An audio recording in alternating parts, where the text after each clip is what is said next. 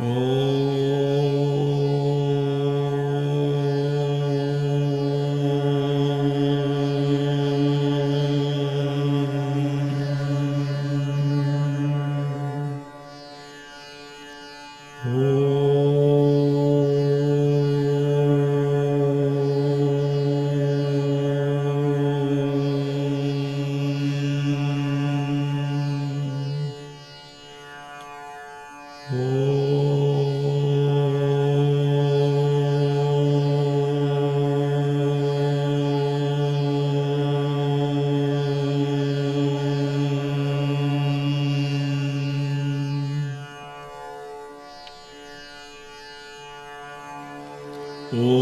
साईश्वराय विद्महे सत्यदेवाय धीमहि तन्नः सर्वप्रचोदयात्।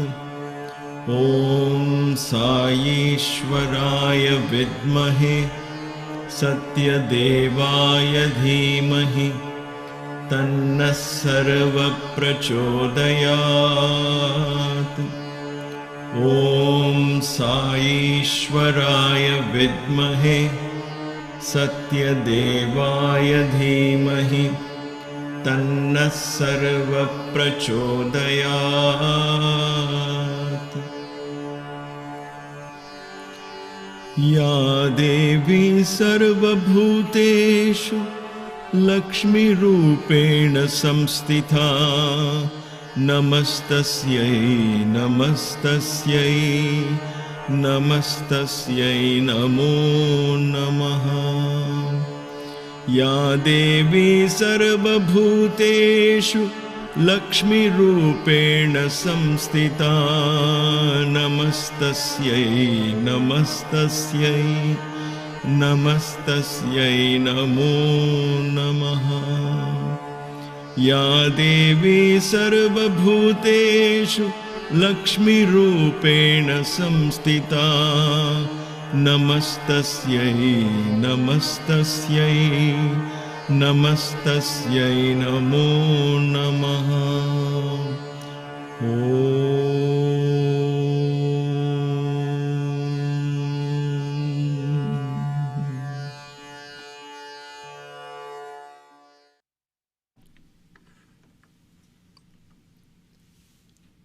Namaste.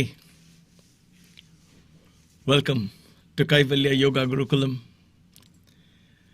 for an evening of delightful satsang, glorifying, singing the names of the divine, opening the doors of our consciousness to higher realms, contemplating on things that are so much more important in our lives than the nitty-gritty things that usually bind us in daily life. The moon is once again began its waxing phase after Mahashivratri. And therefore this is a new birth, if you will, for the mind that has touched the feet of Shiva on the night of Shivratri. It is with more earnestness, with greater enthusiasm, a greater positivity that we embark even more into this journey of unending self-discovery, where being in the journey, staying in the path itself is the goal, where we experience the Shiva consciousness every step of the way and bask in the glory of the Most High. Let us begin this satsang as always, invoking Lord Ganesha to clear this path, remove all obstacles, remove all distractions, unnecessary attachments, things that come in the way between us and our own divine nature. And let this moon, as it begins to get brighter day by day or night by night, let our minds once again blossom forth, shining, reflecting the light of Shiva.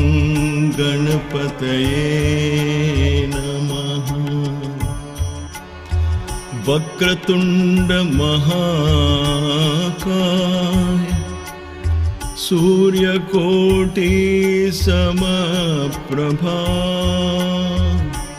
Nirvignam Kurume Deva Sarvakaryeshu Sarvada. Vakratunda Mahakaya Surya Koti Samaprabha Nirvignam Kurume Deva Sarvakaryeshu Sarvada. Om Ganapataye Namaha. Om Ganapataye Namaha. Om Ganapataye Namaha. Om Ganapataye Namaha. Vigneshwaram bhajore Manasa Vignaharam bhajore. Vigneshwaram bhajore Manasa Vignaharam bhajore. Bhajore Vigneshwaram bhajore Manasa Vignaharam bhajore. Bhajore Vigneshwaram bhajore Manasa Vignaharam bhajore. Bhajore Vigneshwaram bhajore Manasa Vignaharam bhajore. Om Ganapataye Namaha. Om Ganapataye Namaha. Om Ganapataye Namaha. Om Ganapataye Namaha. Om Ganapataye Namaha. Om Ganapataye Namaha.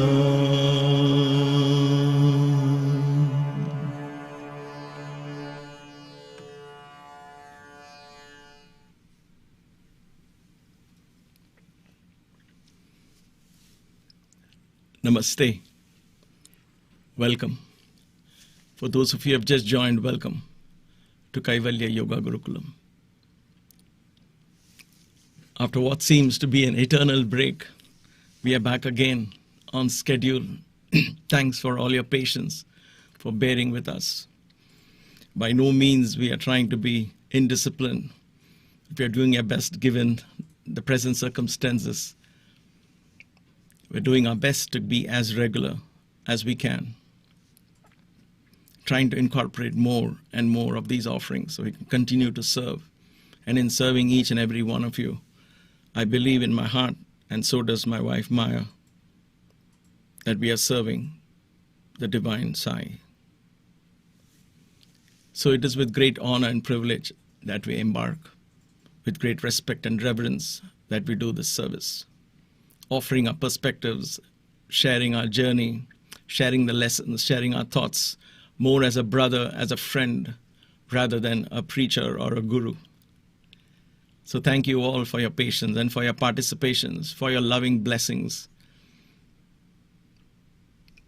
Today, we shall continue, once I locate my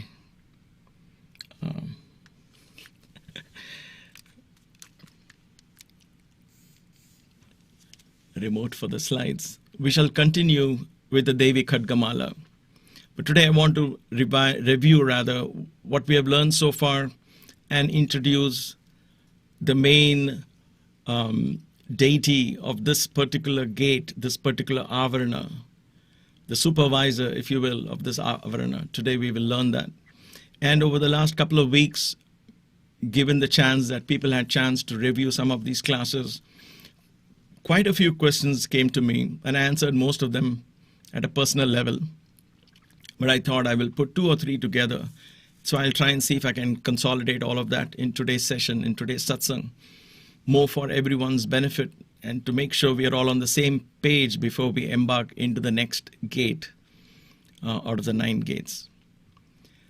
So just to catch up and review where we are, to me it is very vital that we understand these 3 energies together in each of these gates in this first Avarana, if you will.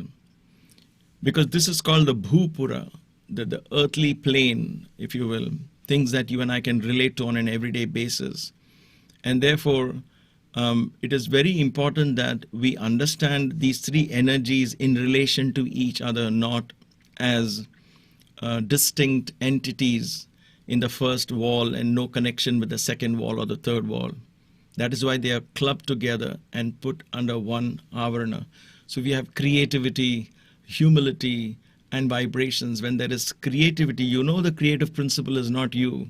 You know that there is a creative principle working through you for you to be able to express either in words, if the situation demands, or in the art form, or in any form, in intellectual, in intuition form. All of that creativity comes from a source that you tap into, and that brings in, and that should bring in, humility.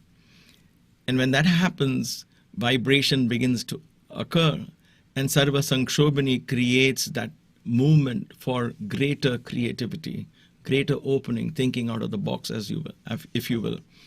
So the practice of the mudras, along with meditation on the Brahmi principle and the Anima Siddhe, in other words, humility, understanding that being small is actually more powerful than projecting yourself as mighty. There is that element of subtleness in Anima Siddhe, which we learned from Hanuman, who had this siddhi, who became small when it required. He was a small, tiny little monkey. Everybody ignored, oh, just another monkey. And that's how he was able to get through into the fortress of Lanka, of Ravana, and meet with Sita. So there is a beauty in Anima Siddhe. There is grace that flows when there is humility in the core of our psyche. So that is the first gate we learned. And the second one that we came across was the Maheshwari. The Maheshwara is one who is lost in the highest self. In other words, he's lost. Even he is not aware of the I in him. So much self-absorbed he is. So it stands for selflessness. And when there is selflessness, there is no I, then there is no attachment to the I. There is no mind that follows with the I. Right? So you see how coherently and beautifully these 3 energies are brought together in the Sri Chakra worship. And so the Sarva Vidravini is like an arrow. It puts to flight all of these attachments, all of these other things that begin to bind to the I. It drops them off. And so Maheshwari, she is the one who comes into play in this one. Then the third one is Kaumari. Kaumari is Kumara's energies, fearlessness. And when fearlessness comes, your heart fearlessly embraces anyone and everyone, because there is no fear of loss, right? And so that brings Mahima. The Mahima Siddhi comes when Mahima means greatness, bigness. So that Mahima comes when there is all-inclusiveness. You're able to bring in all together. You're able to embrace everyone without distinction of caste and creed. I saw this in Swami, in Baba, being a school dropout of 8th grade. He fearlessly welcomed 27 odd vice chancellors from all over India, the top brass, if you will, the highest intellectual group, not 1 or 2, but 27 of them. He welcomed them into his room. He sat on a chair, they sat on the floor, and he engaged them in a discussion which ended up in them granting the Sri Sathya Sai University status. That is Mahima Siddhi. The Siddhi to include. What is there to be afraid of? That fearlessness comes from Kaumari, the Kumara energy. Kumara, the son of Shiva, Muruga, knows no fear. There is no trace of fear in him because he knows he's the son of Shiva. And therefore he boldly faces all demons, everyone. And instead of killing them, he would transform them. So the story goes with Tarakasura and so on. So that is the beauty of fearlessness. And there it is attraction. Because you're able to embrace everyone fearlessly and there's no fear in you, you're able to attract all beings. If you notice, even dogs get attracted to those who are not afraid of it. If there is fear in you, they smell the chemical that is released in the brain. And so they also feel that fear. They sense that fear and they start barking at you because they sense something is amiss. Maybe they also see the body language that begins to reflect that fear and so on. But when there is fearlessness, attraction comes automatically. So that is the beauty of that. And then you have the fourth, you have the Ishitva Siddhi, the excellence which comes from execution. When there is execution, the Vaishnavi energy, Vishnu, who maintains the universe, executes all the principles of the universe, all the cosmic laws of the universe, everything is under that energy. He's the one who orchestrates our lives. He's the one who takes avatars, incarnations to teach us how to live. He's the one who propounds the Vedas to us. He is that mighty supreme energy. And so in him, you learn the idea of execution, Vaishnavi, and that execution comes excellence. And when there's excellence in your execution of work or word or thought or deed, any form, then you begin to captivate your audience in front of you. It may be the boss, it may be your spouse, it may be your child, but you can captivate that audience in front of you when there is an excellence. Excellence is, of course, a very subjective term. There is no objective way to define what excellence is. The best way to define excellence is always an attempt to always better yourself from where you were last. In every form. If you're singing and you're happy with one level of singing, then say, how can I improve upon this? If you're painting, then say, how can I diversify into something else? If you are into computer programming, say, how can I come up with something else? You challenge yourself constantly, because when you do that, you bring out the Vaishnava energy, the Vishnu energy, the Vaishnavi energy, and that energy begins to come through you. You and I don't do anything. We are just invoking these energies. And then those siddhis come to us automatically. Then people say, wow, I need more of this program. If it's a software program, you get promoted, you get called upon for meetings. I'm just giving ideas for you all to think about. Depending on your work, your meetings go well, because you're focused, you're well prepared for the meeting.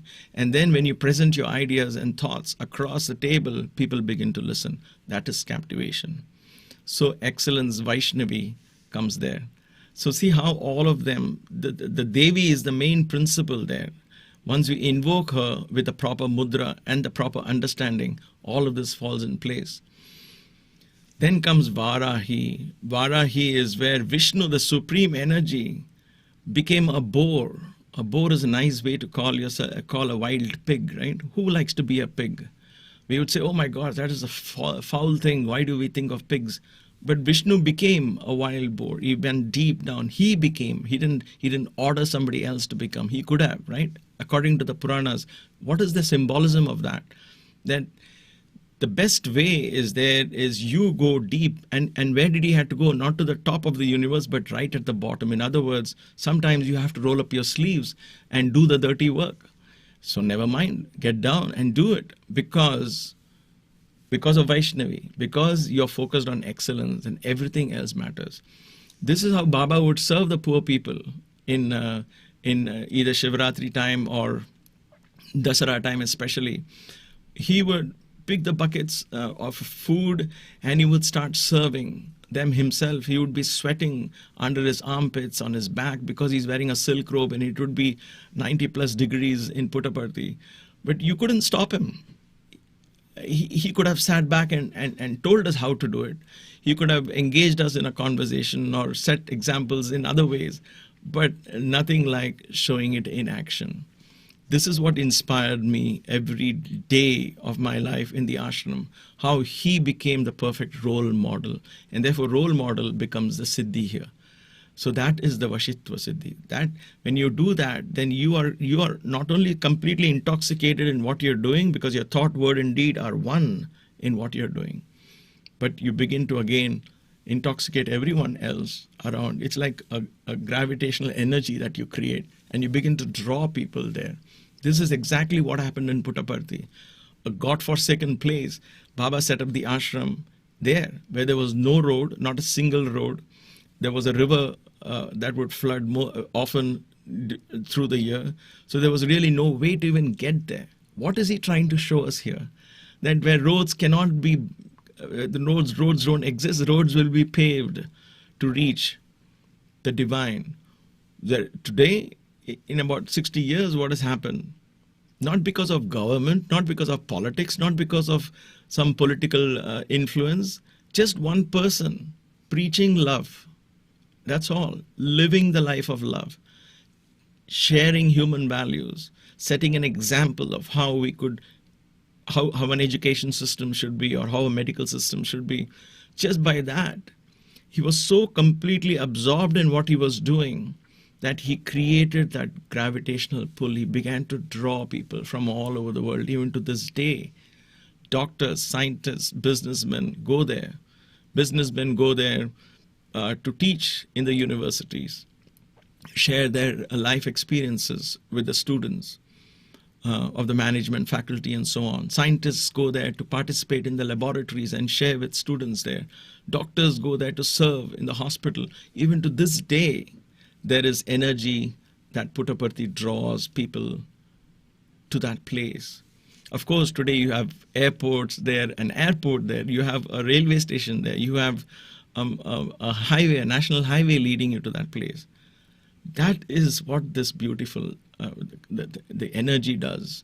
So it is a lesson for you and me, for every one of us to learn that once you become the role model, you cause the change that you want to see in everybody else. You become the change first.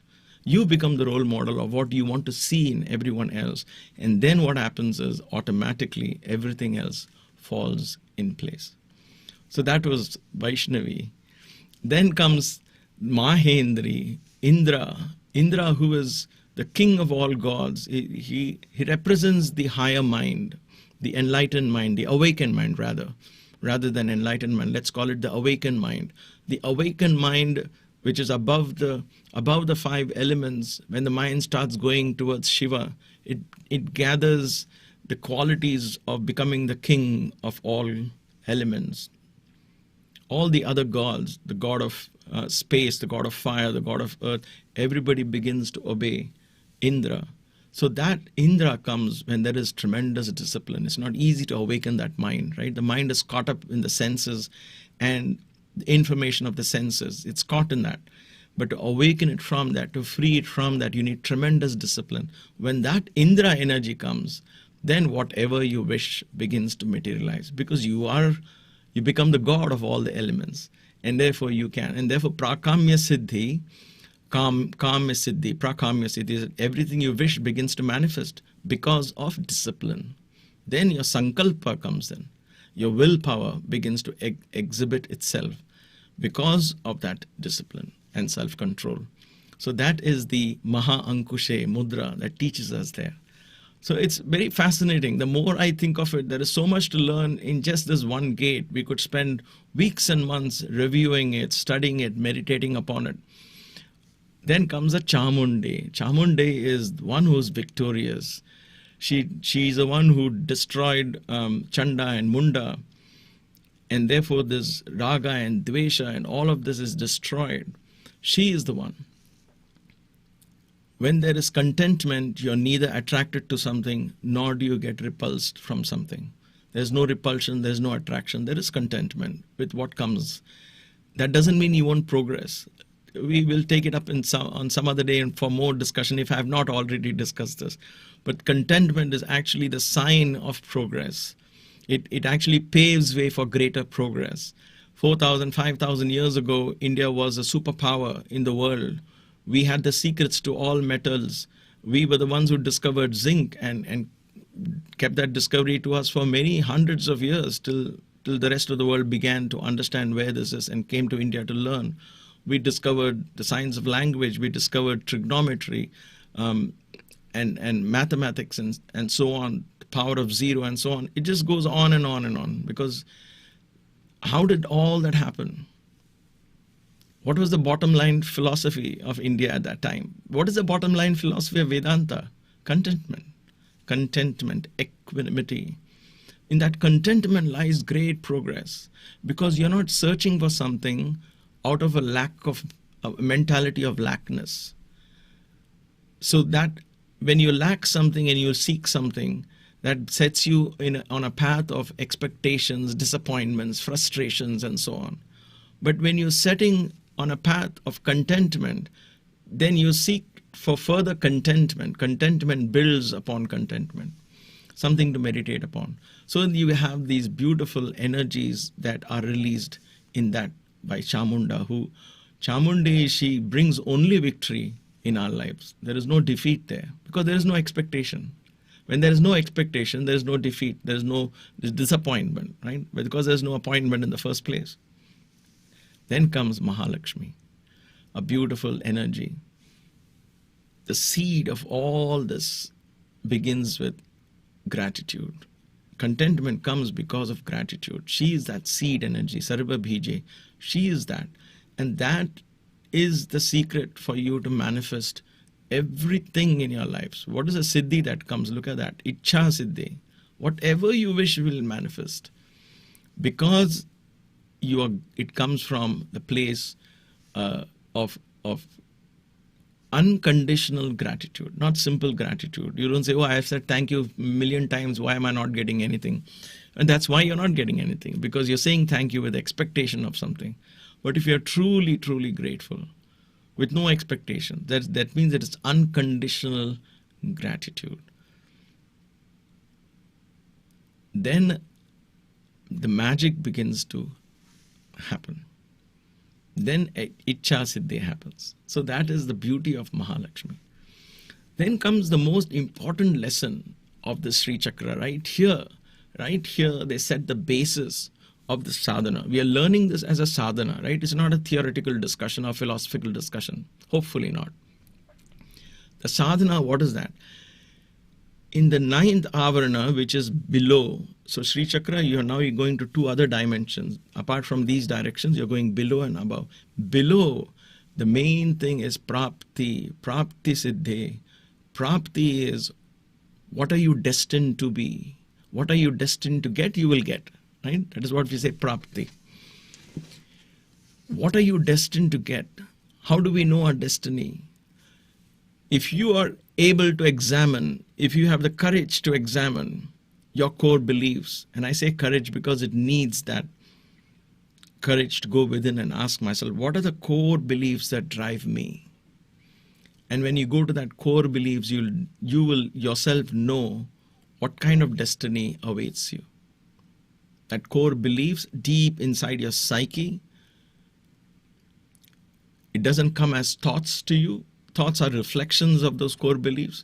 Words are reflections of those core beliefs. Actions are reflections of those core beliefs. The core beliefs is like the junction box that emits power. One has to go deep inside, and that's why meditation helps in examining that.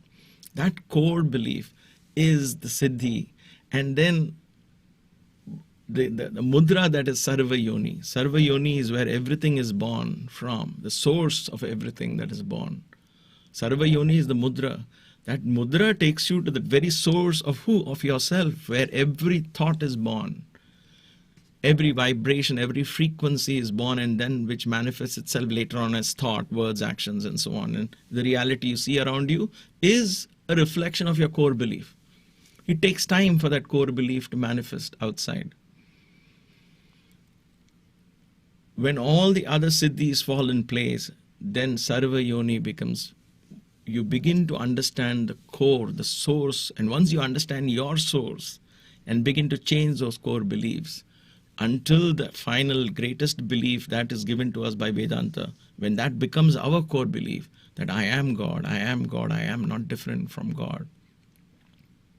That is a thought right now. That is a sadhana right now. We seem to impose that upon ourselves. And it's okay. Slowly it settles down.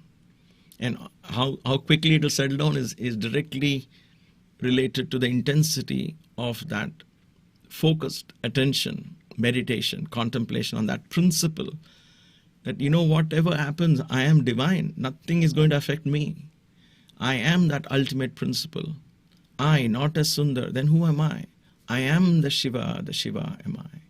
Aham nirvikalpo nirakara rupo vibhutva cha sarvatra sarvendriyanam. Na cha sangatam na mrityur no mokshaha chidananda rupaha shivoham shivoham shivoham shivoham. That thought, when it becomes a second nature to you, then your core beliefs begin to emit a whole different set of vibrations. Your reality, you begin to perceive things completely differently. And that's when you realize that you are the architect. That's why there is no Devi here. If somebody was sitting and designing this, they would have thought, okay, there are two missing, let's put one Devi down and up, and they would have named something, right? That's the way you and I would think if we were to design a Sri Chakra, perhaps.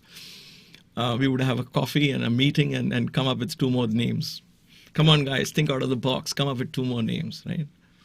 But that's not the purpose here. The Devi doesn't exist down below because there is no Devi to call for there. You are that Devi. Everywhere else, there is a divine principle. You can call upon grace, seek help, help, help. But when it comes to your own inner core, then you have to create that. You are the architect of that core belief. Nobody can do that for you. Baba would tell us many times, I give you the experience. It is for you to build faith on that. And it's again and again you keep saying, oh, I need more experience, I need more experience, I don't have faith. And that is your monkey mind. You just go on and on and on and on. What is the point? Meaning that he doesn't give you the faith. He gives you the experience. And it is up to you and me to hang on to that and say, you know what, I got it. I got that experience. It was for me. And it was my experience. Nobody else can experience it this way. And therefore, my faith is based on that experience of mine. So your personal experiences are very vital here. Don't disregard them as subjective experiences. Every dream, every thought, every inspiration, every intuitive breakthroughs that you get, either write them down or make a mental note of it, because these are all signs of grace. Believe in that. Believe in that. Don't doubt that. Then you become the architect. You begin to realize you are the architect. There is no one else there to help. You are the one in charge of that core belief system. That is the basis of all of this. You can do all of this sadhana, but inside your core belief, if we continue saying that, oh, what do I do? How am I ever going to understand this? I'm so confused and I'm so lost. And you keep saying that. If that is your core belief, then that is what none of these Devis can help, because when it comes to that core belief, they can't enter that space. That is for us. When we open up that space, each of these Devis will come to that. They'll become manifest, literally manifest in your lives. They begin to manifest in different degrees, but they will begin to manifest because your inner core belief is now begin to open those doors. Okay, that is why it is kept at the bottom. Bottom means, it doesn't mean it becomes unimportant. Because it's number 9, it doesn't mean unimportant. In today's way of thinking, number 1 is important, and it doesn't work that way. In spirituality, is the body language. Just like you have structures, the most important thing in the structure is that which is unseen. What? The foundation below the earth. That is what supports a structure, right? And therefore that foundation is that Prapti Siddhi, core beliefs. Keep examining your core beliefs. That is where it is. That is why in asanas we focus for months and years together on hip opening routines, on standing exercises, opening up the hip, so that the earth in us begins to move and we begin to delve into that place which seems rock solid. A conditioned mindset seems rock solid, but it's not. It's an appearance. We can break through that conditioned mindset. That's why mudras are given. That's why mantras are given. That's why namasmarana is given. We break through that conditioned mindset and begin to re-examine the core values and then shape the core values, core belief systems. So that is at the bottom. Then the top. The top is the flower on the top, the cherry on the cake, if you will. The flower on the altar, if you will. That is the Sarva Kama Siddhi. Everything, all fulfillment of all kinds happen when, because of that core belief, you are able to surrender, unconditionally accept and surrender. We have carved this path to surrender. Again, there is no deity there to teach us to surrender. And surrender is not an easy task. Neither is examining the core beliefs. But just because it's difficult doesn't mean we shouldn't. We should open our minds. And with grace, we will be able to get there. But remember that you have to do this. You and I, we have to carve this path to surrender. We have to, bit by bit, take out that sense of limitedness of the I. What is surrender? When Sundar realizes that there is a greater doer that is working through him, then he gives up. He says, you do it. I'll just be the instrument. And he allows the divine energy to flow. That is the beauty of that. When the sun rises, the candle light is of no significance. You can put off the candle light. If it continues to burn, it's just redundant energy, right? The candle light is the little ego, the little Sundar. The divine sun is the son of Sai, the son of Shiva. When that rises, then this candle light can be on or off. It's really immaterial. So then the candlelight realizes that the world is seeing everything not because of my light anymore. It is the divine light. And therefore the candle allows the sunlight to flood and guide everyone. So that is the beauty of surrender that we learn. So now that we learn this thing, let's go to the next one. This chakra, this avarna, if you will, the first step of 3 walls, the first avarna is also called chakras. Each of them are called chakras because they're energy centers, right? They're revolving energy. You're going around them, correct? The way we went around is we went around them. 1, 2, 3, 4, 5, 6, 7, 8, 9, 10, 1, 2, 3, 4. We went around them. So we have created a circular energy, if you will. So it is a chakra. And creating that circular energy, we are going to move up the Sri Chakra, 1 avarna at a time, 1 gate at a time, or 1 covering at a time, or 1 chakra at a time. So in Sri Chakra, it is called chakra because the word itself is Sri Chakra. There's a symbolic of the energy principles. The name of this avarna, therefore this avarna, this first chakra of 3 walls, of all these deities that we talked about, what is the name of this avarna? Look at the beauty of that name. Triloki Mohana Chakra. Trilokya. 3 means 3, number 3. Loka means worlds, 3 dimensions, 3 worlds. Mohana means that which infatuates. Mohana is that which infatuates. So this chakra keeps the 3 worlds infatuated. This chakra alone. The Bhuloka, the Bhuvarloka, the Suvarloka, all the 3 gunas of ours. When we understand and invoke the Devis in these chakras, when we live the life of sadhana and mindfulness and begin to practice these mudras along with these principles that we learn, and begin to transform ourselves, then within us arises an energy that has the capacity to infatuate all the 3 worlds. This is just the beginning of self-empowerment. Look at that. You and I have the capacity to infatuate all the three worlds, Triloki, Mohana, Chakra. That is the capacity that begins to open up. That is the energy, that is the principle of this, the principal energy of this chakra as a combination of all of this put together is Triloki, Mohana, Chakra. All the three worlds. In other words, in time there is three, right? Past, present, future. Complete knowledge and understanding will come. The three gunas, the physical dimension, the mental dimension, the spiritual dimensions, all these dimensions, the ability to communicate, the ability to relate to, the ability, all of that, because of all those siddhis, all these three worlds become your home. That is the Triloki, Mohana, Chakra.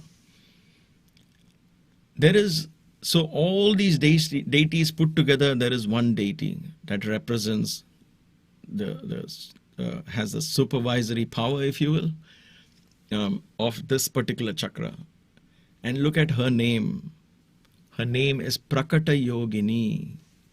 Prakata Yogini. Yogini is a female yogi. Everything here is female energy. So she, what is her energy there? Her power is manifestation, prakata. Prakata means coming alive, coming into your vision. You can visually see that. Prakat hua we say in Hindi, right? So Prakata Yogini is that which manifests. So each of these siddhis, each of these energies, all of this has the potential to manifest in our lives, visibly, in a real sense. So now when you go back and study these, you will understand why I kept emphasizing that all of this is actually possible for us, because it's Prakata Yogini, that is the energy that is the energy of the Supreme Consciousness, Prakata Yogini, that is what we are drawing upon. You will begin to draw upon the energy of manifestation in each of these siddhis.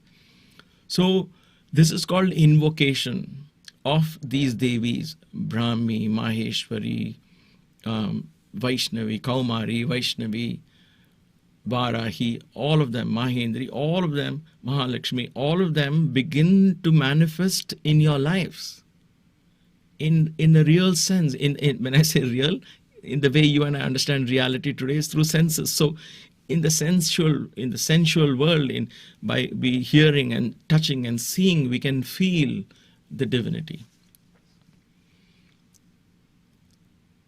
So that is Prakata Yogini.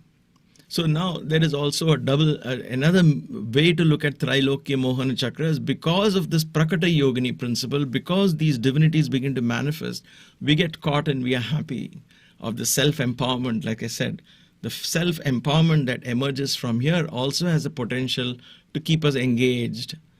And we are there, happy with this achievement. Oh my gosh, I'm able to draw upon divine resources, and all of this is possible. And therefore, we tend to become caught in that infatuation of that chakra. And we forget there are 8 more layers of even more better things awaiting us. So many dimensions, my dear sisters and brothers, to this consciousness. So many worlds to explore. So many dimensions to explore. The path to that one principle, the path to the Shiva consciousness, where Shiva and Shakti meet, the path where non-duality ceases to exist, the Bindu, the point of Advaita, is not a dry intellectual path. It is a path, well, when you intellectually analyze it, to a certain extent, after a point, the mind can't analyze anymore. And so it just stops thinking. And so it appears dry and boring. But then when you embark on true transformation, then it is fascinating how these energies begin to unravel themselves, and everything begins to lead you to that. It's a royal road. It's a royal road of supreme happiness and peace, and truly, truly liberating us from all limitedness. That is why the Sri Chakra is a path to oneness and one of the most glorious paths, explaining every single step of the way to us. So Triloki Mohana Chakra. So when we chant Khadgamala, we'll say Triloki Mohana Swamini, Chakra Swamini, Namaha, Prakata Yogini, Namaha. So we bow down to each of these energies as well, in addition to all of that. All of this combines and forms the first Avarna. I had a few questions and I'd like to quickly address them.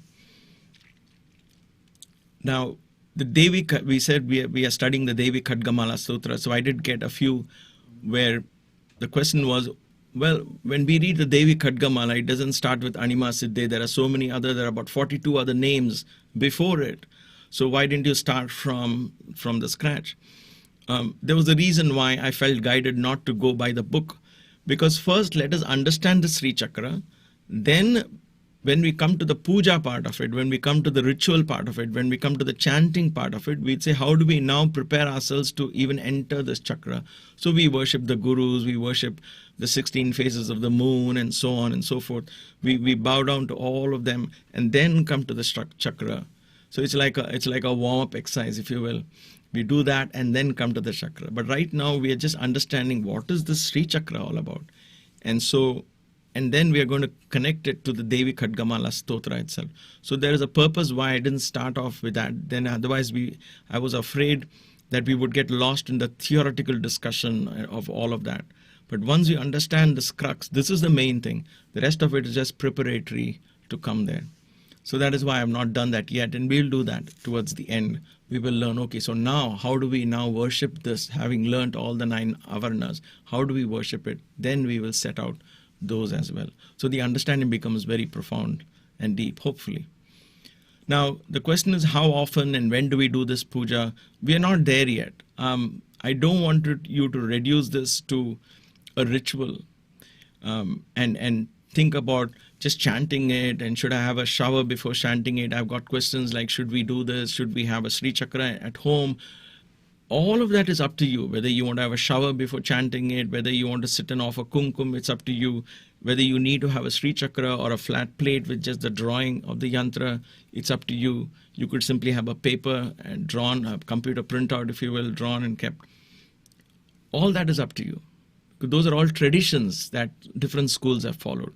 By themselves, they should be a reflection of a much bigger thing that is happening in your life. What is that? A sadhana, a mindful lifestyle that begins to support the Sri Chakra worship. If you just focus only on the puja and when to do, and do I do it in the morning or in the afternoon, and which day of the month and this and that, then and forget and think that is the be all and end all, then you could be doing such pujas forever. And we have seen examples of that. We see examples of that around us. Without true transformation, those pujas have no meaning. I shouldn't say no meaning. I take that back. I apologize. Maybe the effectiveness is drastically reduced to perhaps 10%. Because of the mantra Shakti, there is some element of some effect. But that effect gets overshadowed because of a lifestyle that doesn't support it. Whatever effect comes, it gets overshadowed. It's like you bathe the elephant in the river, bring him back, and he just takes mud and puts it on himself. And there you go. The elephant is back to where she was or he was. So it's like that. But when you have a lifestyle, when you understand this, the inner significance of the siddhis and the devis and the mudras and practice them, then when you sit for the puja becomes the culmination of a lifestyle, a reflection of the lifestyle. Then the puja gathers tremendous power. Tremendous. So that is why I'm not focusing on the puja at this point. First, let us understand what these energies are. Then we'll begin to apply that. So these are not subjects you learn and say, okay, quickly, let's finish this. Let's go to the next one. It doesn't work like that. It just doesn't work like that. You have to feel guided and feel your whole soul into this, understanding it completely. Then these devis begin to manifest in you. That is the aim, right? Not simply an intellectual understanding. You have to feel these devis communicating to you because they are in you. Thing is, they are lying potent in you. They are hidden inside you. You have to awaken them. That's the thing. So we will work on how often and when we do this puja. But if you want to know, eventually I'm going to suggest that on the 8th day, on the 8th night of every moon, Ashtami, of the waxing moon and the waning moon, the Ashtami, the 8th night, is a good night. So twice a month you can do it as a ritual. The rest of the month you actually practice it as a sadhana. How powerful is this chant? This chant is as powerful as you practice and you live it. Merely, there is no magic in any formula. If your lifestyle begins to understand the essence, and you begin to transform your lifestyle and begin to live by that. For example, Varahi, role model. How can I be a role model to my children? How can I be a role model to the society? How can I be a role model? And constantly keep trying. Of course, it will make mistakes. And I've fallen a million times, and I'll continue to fall. It doesn't stop me from trying. And so we go on trying to perfect. And in that lies the Devi begins to awaken, and she begins to guide you, shape your thoughts, words, and deeds. And that's the beauty of it.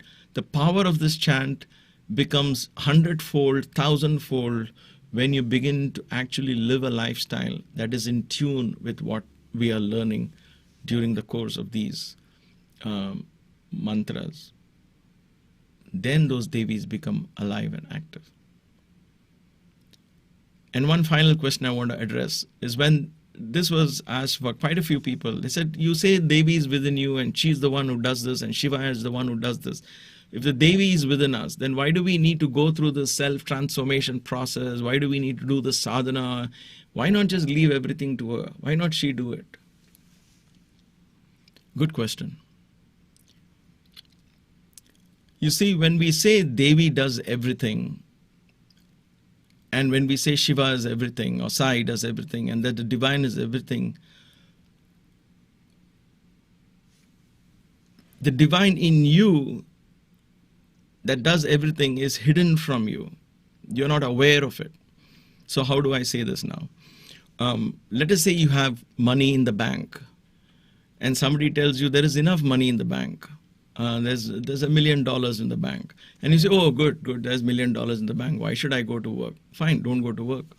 But you need to go to the bank when you need the money, right? You can't say the $1 million in the bank, that's fine, I'm not going to go to work, I'm not going to do anything, I'm just going to sit. But if you're just sitting in your chair at home, how are you going to eat? How are you going to drink? You need money to go and buy water and buy food. Where does that money come from? From the bank. So who's going to the bank? You have to go to the bank to draw that money out of the bank.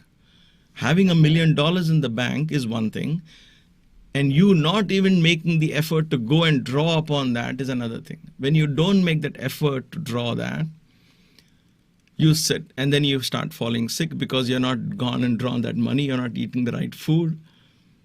And so what happens is history. The point here is we have divinity within us, lying latent in us. Why latent? Because the I in us is overshadowed. And so I need to go and draw upon that divinity. All the sadhana is only going to the bank to draw that $1 million that is already there. Then the $1 million does the work. The bank check will do the work, right? That is all. The sadhana is basically me getting into my car, starting the car, driving the 3-4 miles to the ATM machine or to the bank to draw that which will energize me, that with which I can buy whatever I want. That is all we do. The money is what actually provides you everything in this analogy, right? It is in the same manner. All we are doing is Devi is doing everything for us. But our sadhana of the stress, when we talk about this transformation and sadhana, what did we do in these 3 gates? We are simply awakening Brahmi. We are awakening Vaishnavi. We are awakening Varahi. We're saying, you awaken, you take over. And that taking over means what? You're making that effort to awaken them. Once they are awake, they carry the work through you. You become an instrument of the divine. And therefore, it is true that Devi does everything. And our transformation or sadhana is simply to call upon and awaken that Devi so she takes over. If we don't even do that, then we are in the escapism mode. We are like, it's more of where spirituality becomes convenient. We become philosophers out of convenience, because philosophy is easy. Oh, everything is God. I don't need to do anything. Let it be. Chalta hai, sab kuch chalta hai. And we just go on. Then we become a driftwood, if you will, not knowing where we're going, where we are going. But sadhana, service, bhakti, all of this begins to churn. We need that churning. That's why there is circular energies created in the Sri Chakra. That churning is what begins to awaken. Just like you churn in the curd and get butter. Am I right? I've never done that before. Right from my childhood, it's always confusing. What do you churn to get what? In that milk, there are so many processes. I'm kidding. But that churning is what is important. That churning is a sadhana which awakens the Devi from within.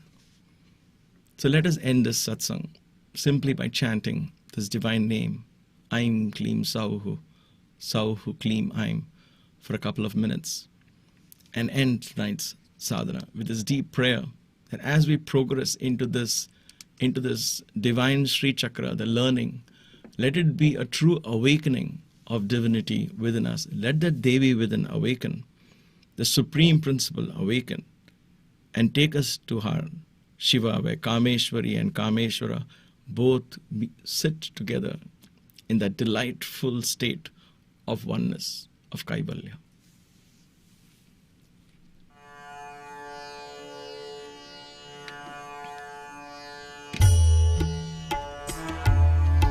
Aim Kleem Sauhu Kleem Aim Kleem Sauhu Kleem Aim Kleem Sauhu Kleem Aim Kleem Sauhu Kleem Aim Kleem Sauhu Kleem Aim Kleem Sauhu Kleem Aim Kleem Sauhu Kleem Aim Kleem Sauhu Kleem Aim Kleem Sauhu Kleem Aim Kleem Sauhu Kleem Aim Kleem Sauhu Kleem Aim Kleem Sauhu Kleem Aim Kleem Sauhu Kleem Aim Kleem Sauhu Kleem Aim Kleem Sauhu Kleem Aim Kleem Sauhu Kleem Samasta loka sukhino bhavantu. Samasta loka sukhino bhavantu. Samasta loka sukhino bhavantu. May all the beings in all the worlds be happy. Jai bolo pavan sutta hanuman ki jai. Siyavar Ramchandra ki jai. Satguru Sainath Maharaj ki jai. Namah Parvati Pataye Hara Hara Mahadev.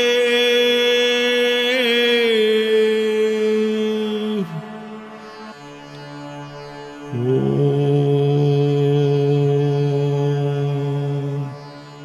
Shanti Shanti Shanti.